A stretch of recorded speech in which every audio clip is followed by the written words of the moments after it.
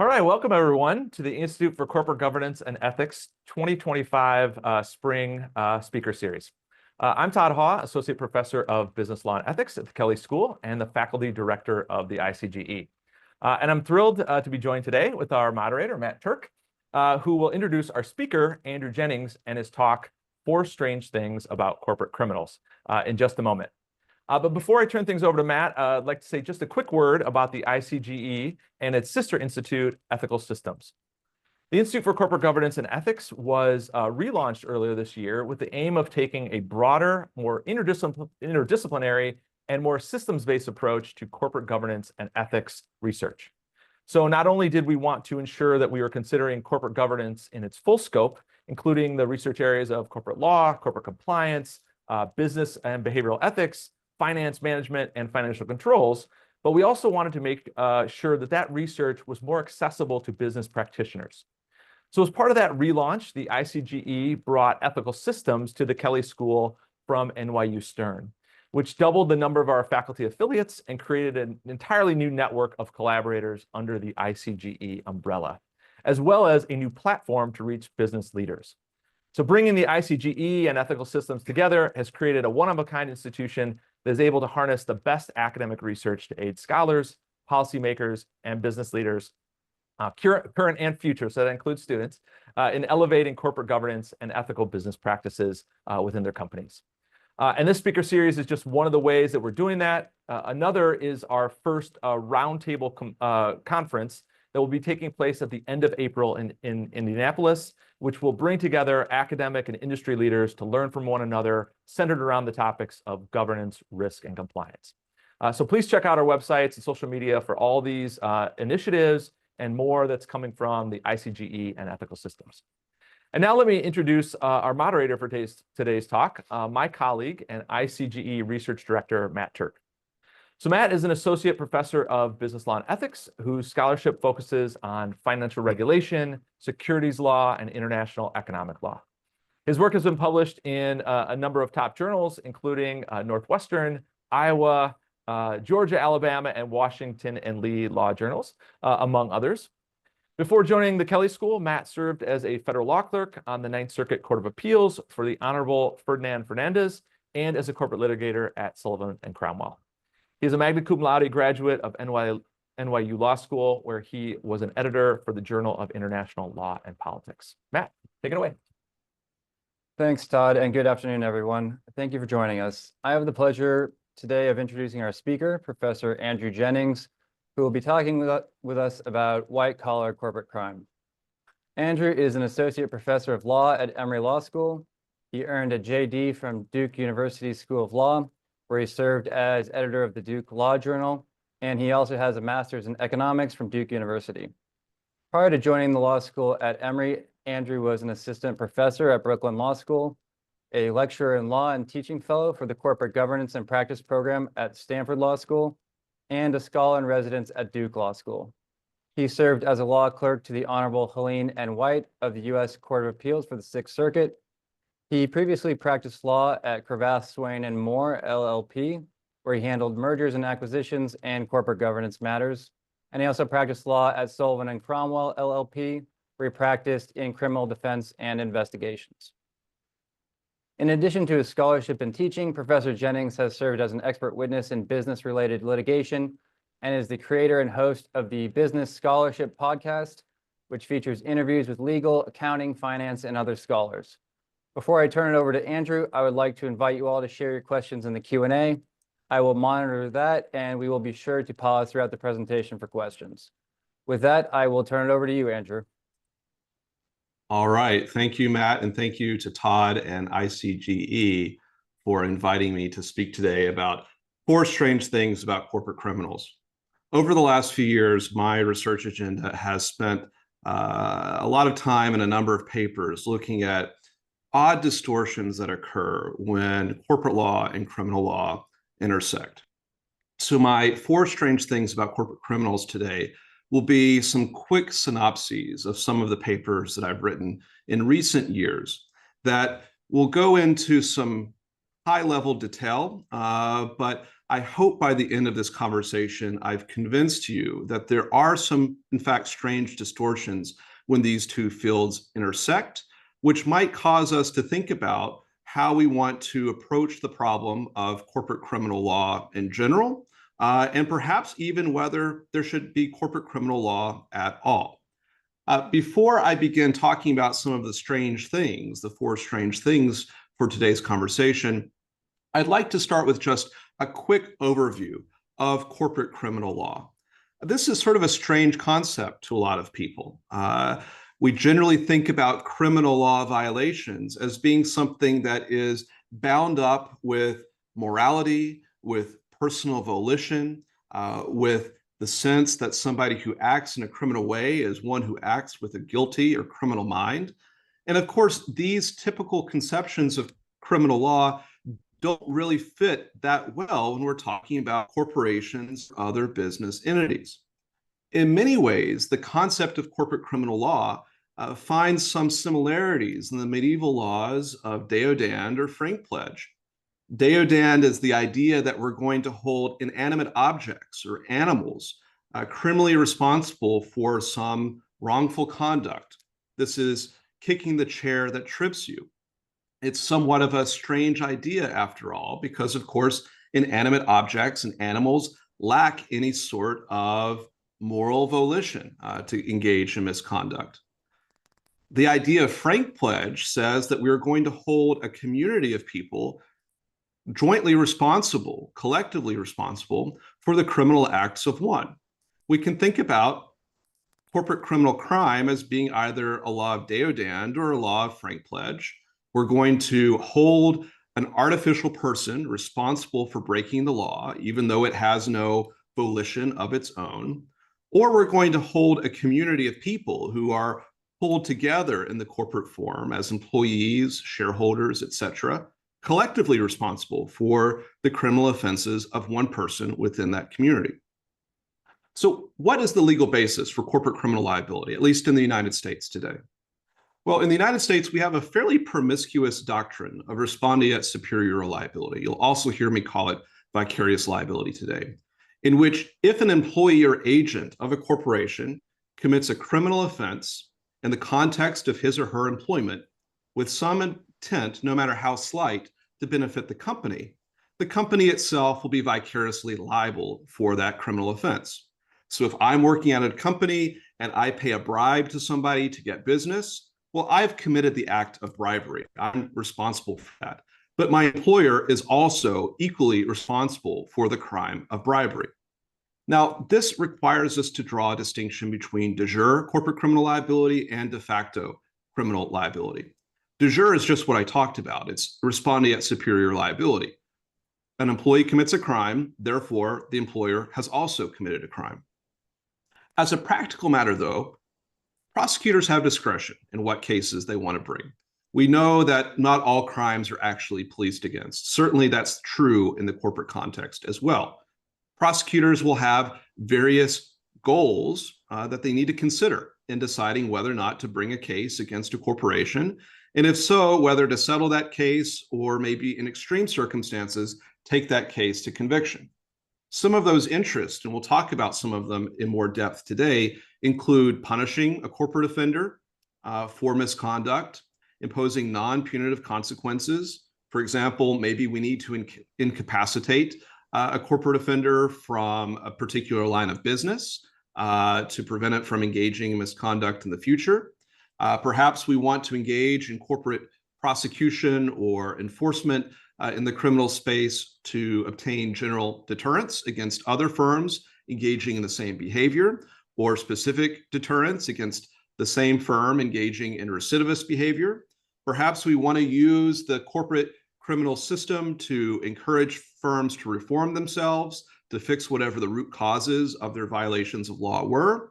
Or perhaps we want to use corporate criminal enforcement to identify and pursue the individuals within a firm who gave rise to the firm's culpability. Because after all, individuals actually do have volition. They actually do decide to engage in misconduct in the corporate setting. Now, in the background for today's talk is what I call the prosecutor's dilemma. which is collateral consequences. Collateral consequences exist in the individual prosecution space as well. They are often not at the forefront of prosecutors' considerations in what to do with individual offenders. In the corporate context, however, collateral consequences are really driving the bus. Concerns, for example, about if we impose a particularly large fine on a corporation, maybe it won't be able to stay in business. Maybe there will be layoffs. We don't want layoffs. Maybe it will lose valuable licenses that it needs to operate. We don't want companies to go out of business for loss of licensure. Maybe it'll be unable to compete in certain contract markets. We don't want to hamstring these engines of economic activity, or at least this is the dilemma that prosecutors face when they're deciding how to deal with a corporate criminal. This leads us to a set of practices around corporate crime that is a classic carrot versus stick approach. The stick is, all right, you corporation, you're vicariously liable for the conduct of your employees. We can essentially force you into conviction because you don't have much of a defense if your employee is him or herself liable. And we can impose pretty big fines on you and other consequences. Or we can follow the carrot approach, which is to say, all right, help us help you, corporate America. If you maintain an effective corporate compliance program ex ante, even if it doesn't totally prevent all violations of law, we're going to give you some credit. If you self-report to us when you discover that there are violations of law in your midst, we're going to give you some credit. If you cooperate in our investigation of you, we're going to give you some credit. And if you undertake to remediate whatever the problems were that we think caused the violations in the first place, we're going to give you some credit. And importantly, the credit is going to take really two forms. One, a huge reduction in the fine that a corporation might otherwise have to pay. A corporate criminal can't go to jail after all, so a fine is as close as we can really get in terms of punishment. And then two, you'll avoid conviction. We will enter into a settlement agreement with you that will stop short of you being convicted of a crime corporation. Okay, so this background leads us to our first strange thing about corporate criminals, which is that corporate criminals can sell their crimes. Now, we typically don't think about crime as being something that can transfer from person to person, but in the corporate context, it can. This strange thing is based on a 2023 paper that I wrote, The Market for Corporate Criminals. Let me give you an overview. I open with a motivating example of a company called Bankrate. Bankrate.com, you can go to it right now if you'd like. Not right now, but maybe after the talk. It used to be a publicly traded company. In the early 2010s, the CFO of Bankrate was engaged in a form of accounting fraud called cookie jar accounting. That accounting fraud had the effect of deceiving investors. So the accounting fraud was really a securities fraud. The SEC and the Department of Justice found out about this. The CFO went to prison for securities fraud. And while these agencies were investigating the fraud at Bankrate, keep in mind, Bankrate was on the hook for its CEO or its CFO's conduct. He was committing accounting fraud in the context of his job as CFO. A company called Red Ventures came along and acquired Bankrate for over $1 billion, pretty big amount. All right, well, during this time, we see Red Ventures acquire Bankrate, and a few months later, it enters into a settlement agreement with the Department of Justice that says, among other things, that the acquirer here, Red Ventures, is responsible under US law for the criminal activity that happened at Bankrate, criminal activity that occurred well before Red Ventures entered into the picture. How could this be? How could the criminal liability of Bankrate transfer to Red Ventures? Well, this is pretty unremarkable in the context of corporate crime. It would be quite shocking in the context of individuals, but in the corporate context, it's really just a function of two doctrines. The first is the respondeat superior liability doctrine that I talked about at the beginning of the hour. And then the second is successor liability doctrine, which is to say, in M&A, if you acquire a company with some differentiation based on the structure that you choose for that acquisition, you're going to be on the hook for the liabilities of the company that you acquire. Now, ordinarily, that's going to include things like you're going to be on the hook for contract or tort claims, but it can also include that you're going to be on the hook for criminal claims, criminal liability. So in the paper, I argue that this suggests that there might be a market for corporate criminals that takes on three forms.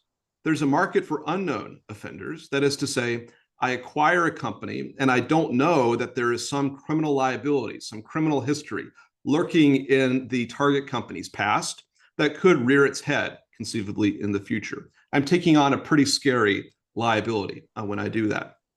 There's a market for known offenders. That's the Bankrate case. Red Ventures knew about the issues at Bankrate. It could plan for what it thought the resolution to those issues might be. And then there's a market for probationers. These are companies that have already settled with prosecutors. They are maybe under some ongoing obligations as part of a settlement agreement. But when you acquire that company, perhaps you have a little bit of a better view of what's going on and what you're taking on. Now, in the paper, I raised some concerns about successor liability in the criminal context as potentially imposing some social costs. On one hand, a fear of taking on successor liability in the criminal context, especially, could at the margin undermine M&A markets, which may or may not be a good or bad thing. It could also lead to foregone compliance opportunities. We could imagine that if a high compliance firm acquires a low compliance firm, the buyer could reform what's going on at the seller, could fix compliance issues at the seller. On the other side, however, there's a concept of misconduct synergies that I borrow from Yimfor and Tux in a recent article they've written about the broker-dealer industry, which suggests that we could see a world in which low compliance firms acquire low compliance sellers, and therefore we have violations of law at higher scales. And in the paper, I explain why misconduct synergies might occur in this market for corporate criminals. Now, this all butts against a prosecutor's dilemma. This is where I see some opportunity. A prosecutor, corporate prosecutor at least, probably doesn't want to impose full penalties on a corporate offender. Because although a corporate offender might be quite valuable as an overall aggregate, actually imposing full penalties on the firm might require us to break the cookie jar open. I'll illustrate. Let's say a company has a $3 billion valuation. Maybe it's engaged in some massive illegal activity, or its employees have. Maybe $500 million is the appropriate fine for that sort of activity. We can't really impose $500 million as a fine on that company, however, because if we do so, it doesn't actually have $500 million. It'd have to break itself up to afford such a thing. That might impose some collateral consequences that prosecutors would like to avoid. So in the paper, I look at the opportunity that this market for corporate criminals presents, and I suggest that you could negotiate corporate settlement agreements to impose a full penalty, but make that penalty contingent on future M&A, because M&A is the time when the company is at its most liquid. You can move and allocate value around at the deal table. And so I talk in the paper about how we could use M&A and this market for corporate criminals issue, perhaps to impose more appropriate penalties that will allow prosecutors and the public indirectly to force an internalization of the cost of corporate crime onto internal stakeholders, especially shareholders. So we'll talk about the innocence of shareholders in a minute, but a run through for some of my work is to suggest that we should be reluctant to perhaps label shareholders as always blameless or innocent or victims in need of protection. And so I call for some approaches in the paper that I hope will foster a market for corporate criminals, a compliance enhancing market for corporate criminals, combined with the M&A contingent penalties I call for. I also suggest we offer amnesties to buyers. And actually, following the publication of this article, the Criminal Division of the Department of Justice updated some of its policies to incorporate some concepts around buyer amnesties, around criminal successor risk. So that at a high level is the first strange thing. Matt, do we have any questions from the audience? No question, but we are going to pause after each of Andrew's strange things. So I encourage the viewers to submit questions mid-strange thing if they'd like to follow up with Andrew after each one of these topics. So Andrew, this is obviously a very interesting and provoking way to frame the issue. I had maybe a specific question about this misconduct synergies concept, which to me was very interesting. So you can raise your value in the M&A market as a firm if you engage in basically crime and you sell your company to another sympathetic criminal.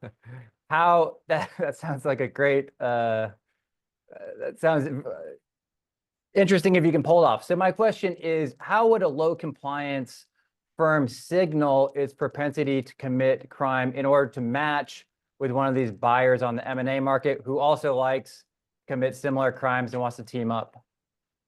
You know, that's interesting. I don't know if they would necessarily that in the diligence materials and pitch deck for why we would be a good acquisition. We have a lot of skeletons in our closet, and we hear you do too. But that's interesting in that we often will call for greater transparency in the corporate enforcement space. So for example, Good Jobs First has a violation tracker that does a lot of granular tracking, and a lot of scholars use that data. You could imagine that maybe you're not advertising yourself as being a low compliance company. I can imagine lots of reasons why that might be problematic, but there's probably enough data out there to suggest to a potential buyer that, hey, they've got problems, we've got problems, prosecutors have this dilemma, they're probably not going to fully enforce against either of us. So if we combine, we might get some synergies there. So in the context of the Yeam4 and Tooks paper, they had excellent data because it was in the broker-dealer space where there's just a lot of disclosure around pretty granular misconduct. And that's public data that researchers can use or members of the public can use. And so I think to answer your question, the mechanism there would probably be observation by the buyer of violation history on the part of the seller. And there might be other sources as well. Litigation history, for example, would be disclosed in the diligence process. Other issues might send a signal to the buyer that, hey, there could be some misconduct synergies here. Thank you. Appreciate the response. We have some questions trickling in, but I think I'll save them for the very end just to keep us on track. So feel free to submit more questions and we'll move on to strange thing number 2. All right, strange thing number 2. Corporate criminals can force others to take the fall for them. They can force somebody else to take the blame. This strange thing is based on a 2024 paper, Criminal Subsidiaries. And it opens with The Wolf of Wall Street, a film I'm sure many people on today's webinar have seen, famously a movie about financial fraudsters. Perhaps appropriately, the financing for The Wolf of Wall Street came from financial fraud.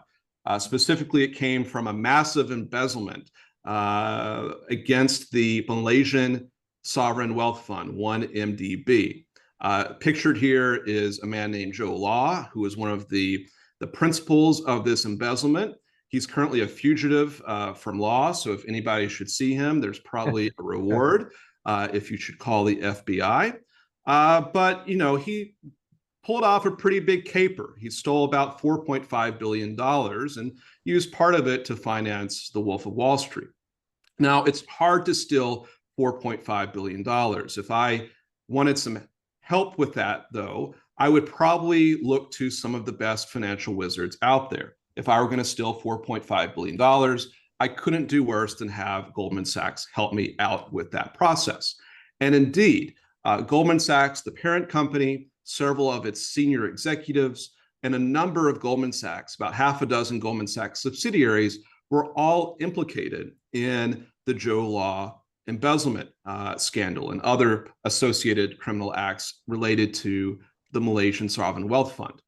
All right, well, Goldman, of course, found itself a subject of an investigation, as it often does.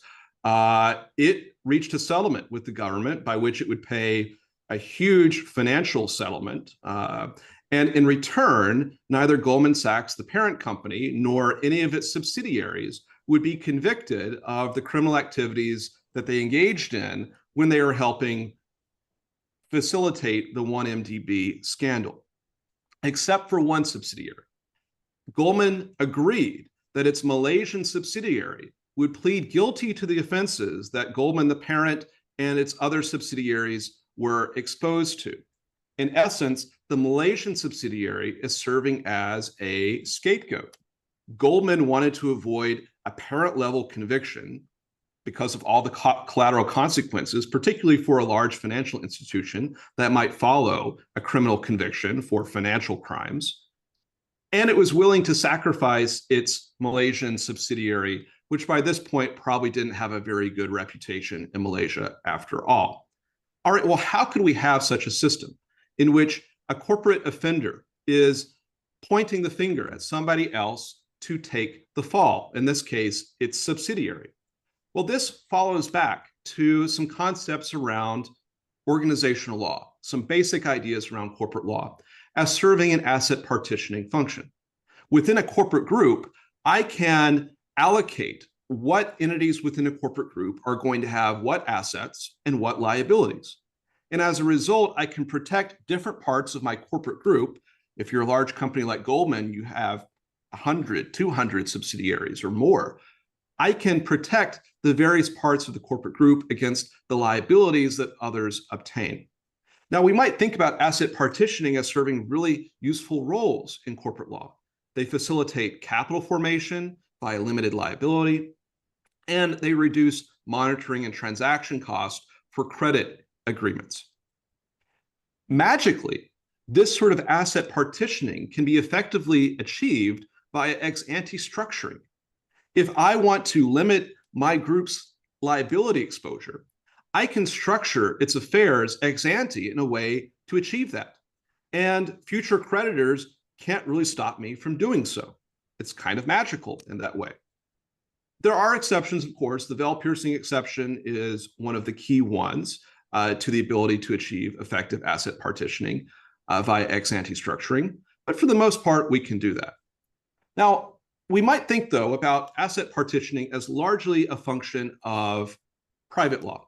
It's effective for partitioning against tort and contract and similar private claims. What about criminal entity partitioning? Well, in the paper, I make the case that when we're talking about criminal liability, that corporate borders are actually far more porous than they are in the context of private liability. There are a few reasons for this. One, respondent superior liability is fairly broad reaching. So if multiple entities within a corporate group are all participating in the same misconduct, there's going to be a lot of different lines of vicarious liability between them. The area of corporate criminal law is doctrinally underdeveloped. We don't have a whole lot of common law judge-made rules around the scope of corporate criminal liability, unlike we do in the case of private liabilities in the corporate context. And related to that point about doctrinal underdevelopment, we have a very plea and settlement-driven practice where the law of corporate criminal liability is largely generated by an interactive system of bargaining between corporate offenders and their lawyers and prosecutors. And the law develops through that bargaining process. As a result of the doctrinal underdevelopment, the expansiveness of respondeat superior liability, and the plea settlement-driven practice of corporate criminal law, prosecutors are always, or will often at least, have a pretty colorable claim that different constituents within a corporate group are exposed to criminal liability. So this leads to one of the key insights of the paper, that asset partitioning in the criminal context can't be achieved ex ante. It can only be achieved ex post through settlement between a parent company and a prosecutor. Goldman isn't the only example. I offer a number of examples of this sort of arrangement happening over the years in the paper, but we can only force one of the subsidiaries to become the scapegoat if we have the ex post consent of both the parent and the prosecutor. Now, it's easy to imagine why parent companies might like to avoid a parent level conviction, and they might like to avoid a conviction of some of their other subsidiaries and might be willing to accept a conviction of maybe a Picayune subsidiary. Why might prosecutors agree to this sort of scapegoating? Well, I would suggest that this is a system that allows prosecutors to balance competing interests between holding corporate offenders accountable. And we might think about, in the criminal legal system in general, accountability typically includes conviction, holding corporate criminals accountable through conviction, while also avoiding the potential collateral consequences associated with convicting, let's say, a parent company or a really important subsidiary. And so this approach allows us to obtain a conviction, to communicate to the public that this was wrongful, condemnable conduct that violates our laws, signified by the solemn occasion of a criminal conviction, while also avoiding all the consequences that attend that conviction. So I think that's why prosecutors might be open to these sorts of transactions. Now, of course, the parent company might prefer no conviction for any part of the company at all. Prosecutors might insist on some level of conviction, however. So it is an uneasy but practical balance between concerns around corporate accountability and collateral consequences of that accountability. So I'll pause there. Any questions, Matt? Thank you, Andrew. So we have a couple questions, and I think maybe I'll synthesize them. It seems like viewers are concerned maybe with the proportionality issue that this partitioning practice can make, especially on the prosecutor's side. So on one hand, you reduce the collateral damages, but I think the question is that commensurate? Are the financial penalties commensurate with the cost of the social consequences of the crime? In other words, by partitioning the criminal liability, is the prosecutor not providing adequate deterrence, essentially watering down the penalties? I think this speaks to a bigger question around what fine levels prosecutors set. There isn't a perfect example of what the right fine is. People can debate about what the right fine is, but let's assume for the moment that there is some fine that is just the appropriate penalty to impose for a given act of criminal offending. There probably is some level that is appropriate. Yet prosecutors discount down from that level. So as I was talking about in the last strange thing or in the intro, there are different ways that corporate criminals can help themselves through compliance programs, self-reporting, cooperation, remediation, and so forth. That's one way to earn a discount on your fine. We're kind of serving the public interest by doing those things, and that might be worth a discount. My concern, though, and I think I share it with some of your listeners or some of the listeners of this webinar, is that maybe some of the discounts that firms are getting is unearned because collateral consequences and the fear of them is driving prosecutorial decision-making to a great degree. So I think it's a problem for maybe this scapegoating issue, but it's a broader problem too. I suspect that in these cases where we have, I call them subsidiary-only convictions, when we have these SOCs, in other words, I suspect the overall fine is being set at a level that would have occurred without convicting a subsidiary. It's the fine that the parent company was always going to pay. But is that fine unnecessarily discounted because of concerns about the company's perhaps laying people off or perhaps hurting shareholders, et cetera? I think that's a concern that's going to kind of run through today. But I would agree with the questioners that might be something that's going on, that there are some discounts on a penalty that are earned through cooperation, through remediation, and there are others that are unearned and are sort of the result of holding innocent stakeholders up as a shield. Thank you. Now we have more questions in the chat, but I'm going to hold off on those and try to circle back to the extent I can because we are 2 out of 4. So onward to number 3, Andrew. All right, third strange thing. So as we all know, criminals will sometimes incriminate themselves, but if they're effective at their jobs, they're pretty good at not creating evidence that falls into the hands of prosecutors. So this is a skills issue. Unlike individual offenders, however, corporate criminals simply cannot resist incriminating themselves. This strange thing is based on another recent paper, Criminal Record Keeping, from last year. And it starts with a really simple premise. Business managers have to create and keep records for purposes of decision making. And their record keeping needs, both the production and the retention of records, is going to be a function of how complex their business is and how long are they running their business. Let me illustrate. If you've got some extra furniture around the house and you want to sell it, you can go into Facebook Marketplace and sell it, be done in a few days, collect the money and move on. You don't really need to keep any records of that. You sold some furniture in a one-off transaction, you got the money, you're not doing it anymore. No record keeping needs. If you start making some custom furniture or something though, and selling it, let's say on Etsy, this might be an ongoing business. Maybe it's just a side hustle, but it's an ongoing business. And you're going to need to retain some documents. You need to know how much you're spending on producing whatever the good might be, furniture or something like that, perhaps. You need to know if you're selling it at a profit. What are our returns looking like? What are shipping costs looking like, et cetera? Because you want to run your business in a profitable way. And you can't commit everything that's happening to memory. You can't analyze everything that's happening in your Etsy business in your mind. So you need to keep some level of record keeping. Now let's scale up way more. Your Amazon. There are potentially trillions of decision points that you have to make about how to run your business. What are our prices? Where are we going to ship from? Where are we going to locate our warehouses? How many people are going to work at our warehouses? What's the array of our warehouse going to look like? You have to keep a lot of data to make decisions to effectively run a business the size and scale of Amazon. All right. Well, the same logic is going to apply in the case of a criminal business. I'm engaged in some criminal enterprise.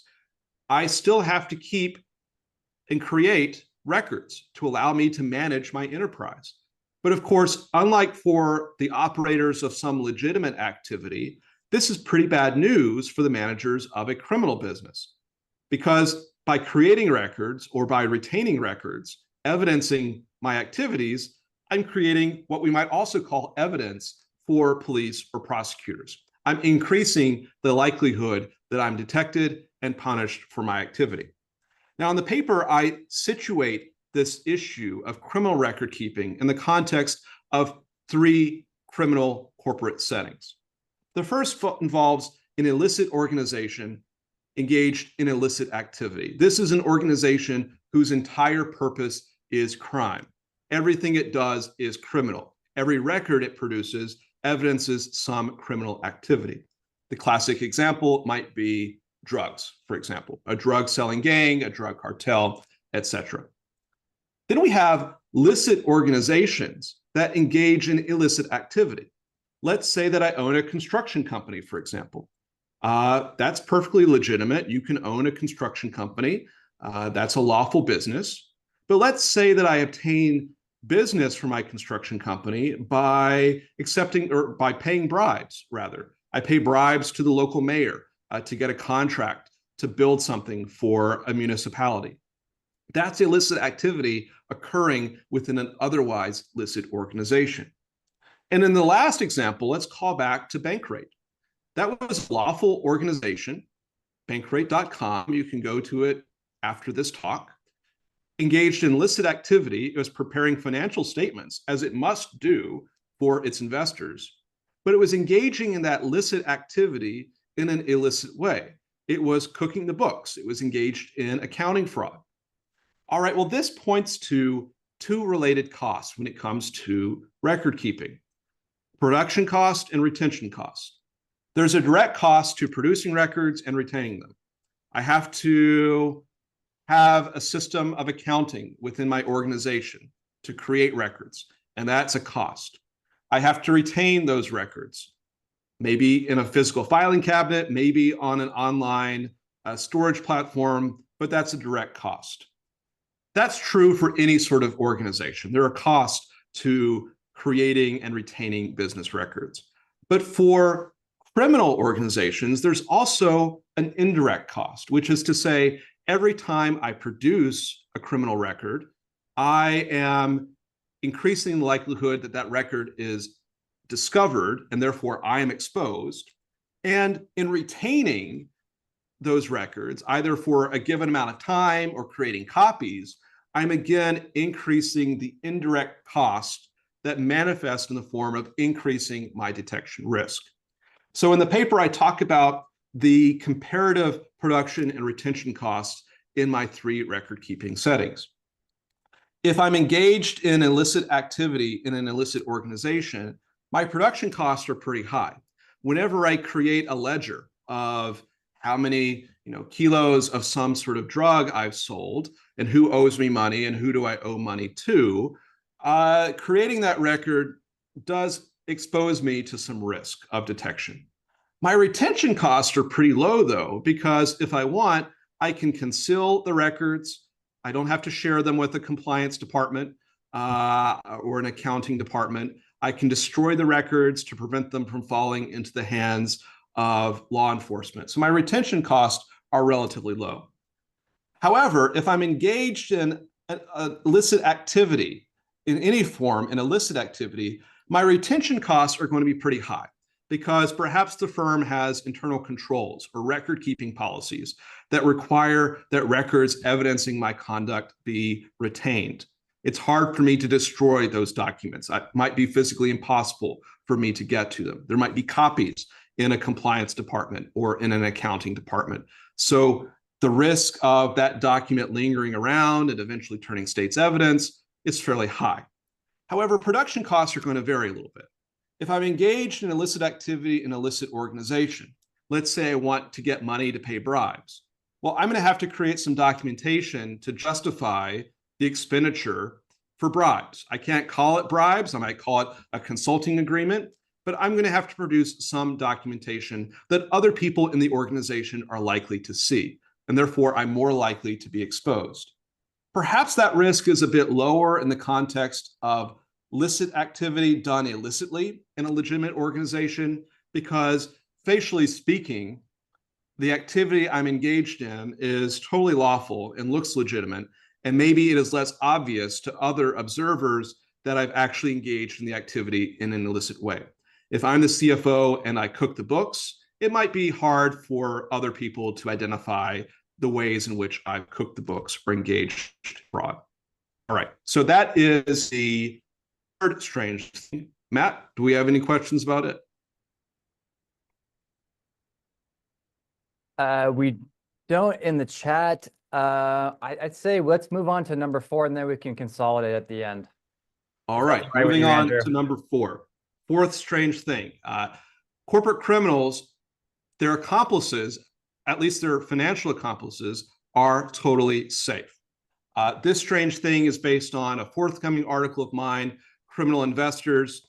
And to maybe situate it for the viewers, I'd like to pitch to everybody here a couple of deals.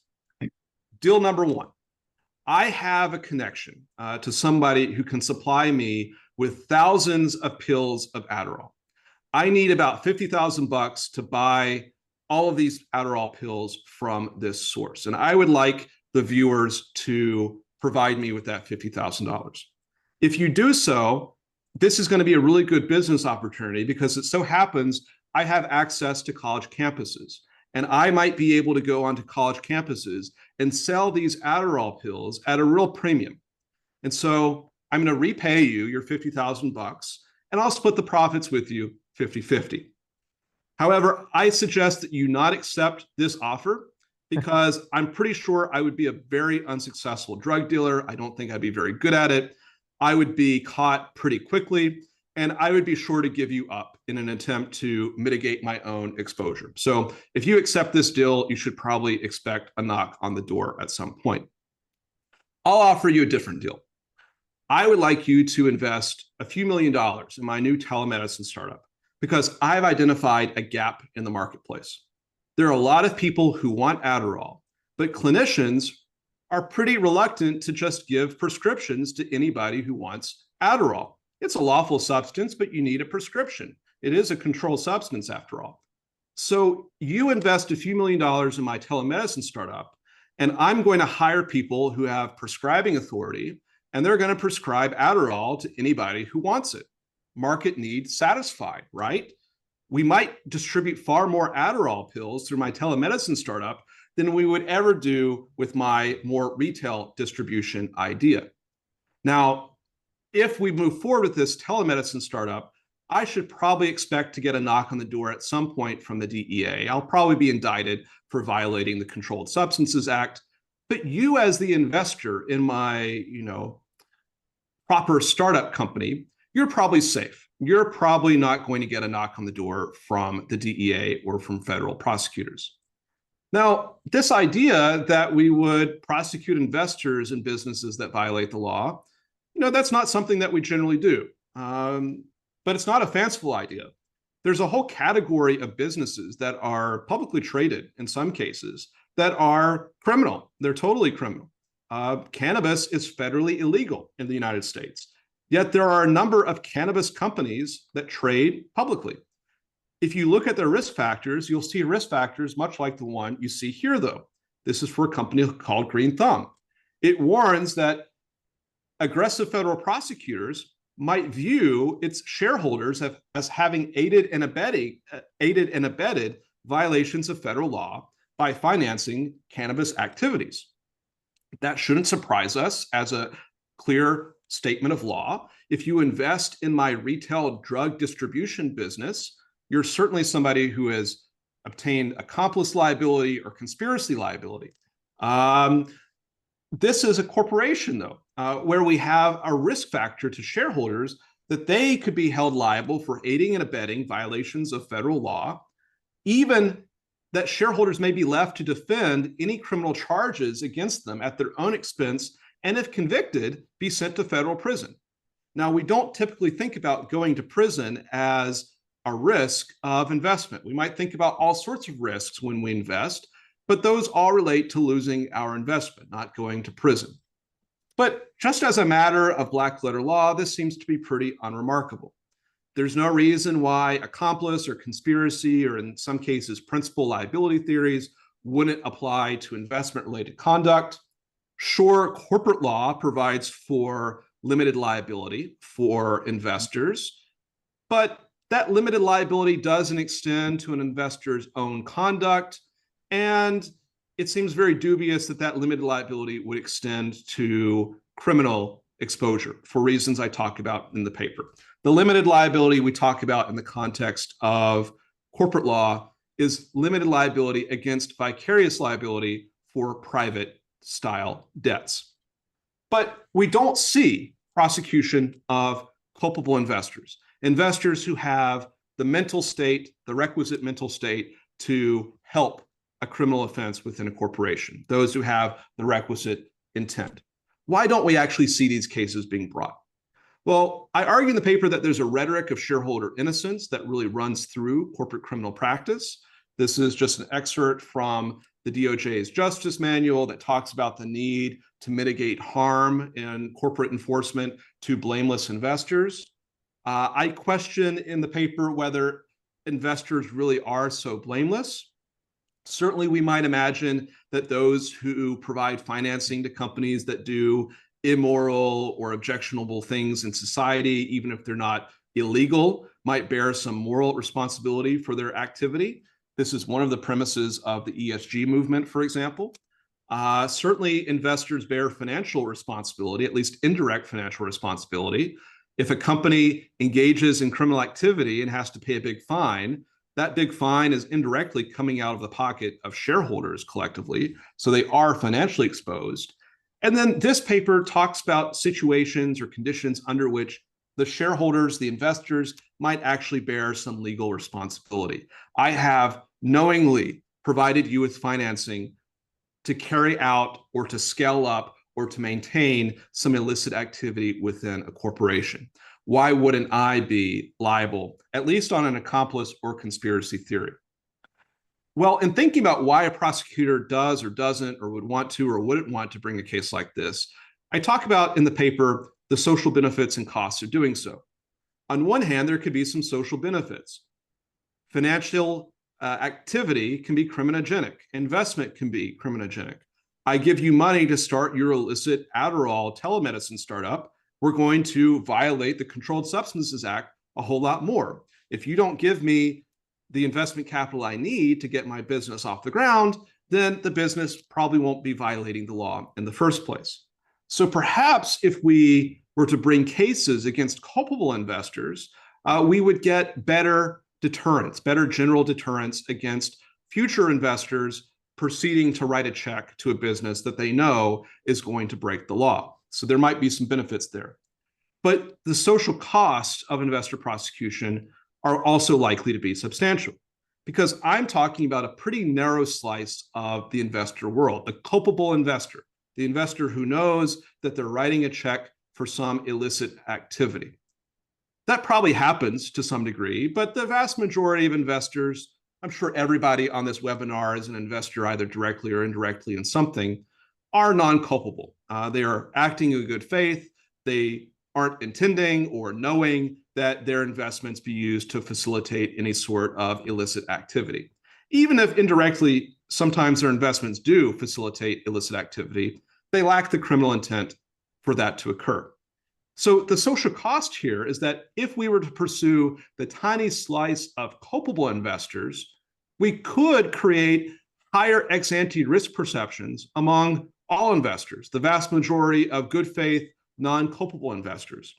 And if we create that ex-ante risk perception, or if we increase that ex-ante risk perception, that I could be subject to a criminal investigation if I invest in this company, we might chill the willingness at the margin of investors to invest, which could have pretty bad implications for capital formation and from that economic activity in society. And so if prosecutors wanted to bring a breakthrough case in this area, I talk about conditions under which that might happen in the paper, but they're going to have to be conditions in which the social benefits really, really outweigh the potential costs. And I talk about in the paper how to do that, although I don't necessarily advocate that prosecutors bring these breakthrough cases, because the sensitivities around the social cost of investor prosecution are pretty high.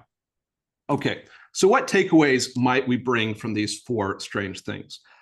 All of these strange things are focused on distortions between corporate and criminal law. I am thinking about writing a larger work, a book titled 7 Strange Things About Corporate Law. So I've given you a preview of 4 of them about this very phenomenon. And my initial take is that this all points to 2 areas of law that have developed in parallel for different purposes. Corporate law has developed for the primary purpose of facilitating capital formation. Everything else it does, like mitigating agency costs, etc., that's secondary, that's derivative of its primary function of facilitating capital formation. And criminal law has many of its own functions as well, not related to capital formation. We want to discourage misconduct in society. We want to incapacitate deviant behavior, all the different purposes of criminal law. These are 2 areas that mix perhaps as well as oil and water do. And as a result, we see these distortions, which leads to some open questions that I'm still thinking through, to be honest. Does this mean that we need to totally revitalize the field of corporate criminal law to try to deal with some of these distortions, to perhaps make them truer to corporate law, or to perhaps make them truer to criminal law? Because there are many instances that I'm talking about in these 4 papers of corporations being treated, for better or for worse, much differently in the criminal context than individuals would be treated. Or does this perhaps give us an answer, or one answer, to the core question of corporate criminal law, which is, given that corporations can't see, think, feel, do anything except through human agents, why subject the chair that trips you, or why subject the entire community to criminal law sanctions, perhaps when there are other areas of law that could do just as good a job? So these are some open questions, and I look forward to the questions from the webinar participants. Thank you, Andrew. Really appreciate that talk. You have mined insights from corners of corporate criminal liability that I didn't know existed. So really appreciate your comments today. So I think one quick question from the chat. You talked about corporate veil piercing, I think, earlier in your presentation, and that the topic came up again with the criminal liability for investors. Just generally speaking, do you see the corporate veil piercing doctrine used very often or effectively with respect to any of these topics?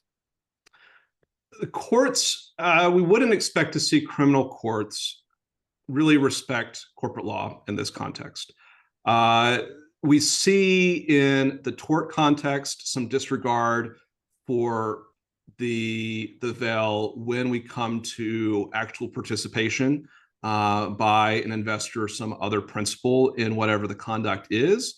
And so veil piercing doctrine or limited liability doctrine isn't doing a lot of work in this area, because we're always looking at the exception of you are still subject to liability for your own conduct. And so investment related conduct could be direct conduct. So I don't think it's a protection as a de jure matter, but as a de facto matter, I think the rhetoric of shareholder innocence does find a lot of purchase in the doctrine of limited liability. So I think that the doctrine is rhetorically doing a lot of work in shaping conceptions or behavior in this area that perhaps the doctrine isn't doing as a strict matter of law. I think one more. I really enjoyed your closing comments, trying to take a big picture view here. And in the spirit of zooming out, we're 20, 30 years almost past Enron, and the idea that corporate criminal liability was a death penalty based on essentially the stigma, the reputational cost. Since Enron, I think corporate criminal liability has become more common. Where is corporate crime now in terms of this stigma concept? The idea that, as you referred to earlier in your talk, the solemn hand of criminal law has been laid upon your brand. Where are we now with respect to the effects of that? I think the specter of Enron and Arthur Andersen and the corporate death penalty is still in the room, but it is certainly starting to depart. We do see more parent level convictions today. We see perhaps more openness to that, perhaps through more aggressive use of waivers for some of the collateral consequences that we talk about. I do make a case throughout these papers that there's something different about criminal exposure, even if it doesn't kill the parent. There could be some qualitatively different consequences than pure regulatory or private enforcement. But I do think we're seeing prosecutors and the defense bar and the defendant side realize that it is possible to survive even in a regulated industry following a corporate criminal conviction. So I think part of the ghost of Arthur Andersen is, maybe it will never find peace, but I think it's going to haunt us less going forward. Well said. And I think that should bring us to the end of our presentation here. Thanks again, Andrew, for joining us today. I believe I'll turn it over to Todd to close this out. Great. Yes, I want to just echo a thanks, Andrew, with lots of questions coming in, particularly about kind of current events topics, either about specific companies. We've got, some white collar, even a corporate pardon, if you've been following the news. This is really atypical. Maybe that'll add to your, one of your next sort of weird things about corporate criminal law. But we want to thank you, all our participants for joining us. I just want to make a quick note that on April 24th, we'll have our final installment of our speaker series with Allison Taylor, and she'll be talking about her book, Higher Ground. But until then, thanks all for joining us, and thank you, Andrew, for a great talk. All right. Thank you all. Thank you.